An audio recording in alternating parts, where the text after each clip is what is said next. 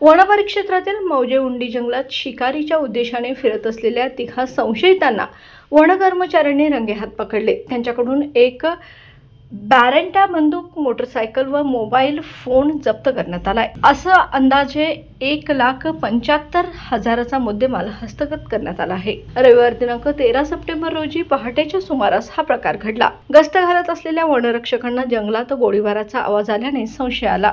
त्यानंतर युगराज दादू पाटील, अजित दिलीप पाटील आणि सुरेश विक्रम पाटील हे तिघजण बंदुकीसह जंगलातून जाताना आढळले। चौकशीत ते गारगोटी भागातील रहिवासी असल्याचं समोर आले। पकडलेल्या आरोपींविरुद्ध वन्यजीव संरक्षण अधिनियम 1972 नुसार गुन्हा दाखल करण्यात आला आहे। त्यांना न्यायालयात हजर केले असता 2 दिवसांची वनकोठडी सुनावण्यात आली असून तपास सुरू आहे। या कारवाईत उपवन संरक्षक कोल्हापूर धैर्यशील पाटील, सहाय्यक वन संरक्षक कमलेश पाटील, परिक्षेत्र वनाधिकारी अजित माळी यांच्या मार्गदर्शनाखाली वन कर्मचाऱ्यांनी ही कारवाई केली।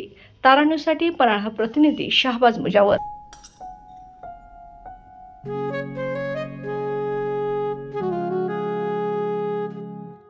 बाबा, आज येताना बासुंदी घेऊन या ना। अगं, कालच आपण आईचा वाढदिवस होता म्हणून आणली होती ना। ऐकलं? गोकुळची बासुंदी पुन्हा खावीशी वाटतेय। खरं सांगू, मलाही खावीशी वाटतेय। पुन्हा पुन्हा खावीशी वाटणारी गोकुळ बासुंदी।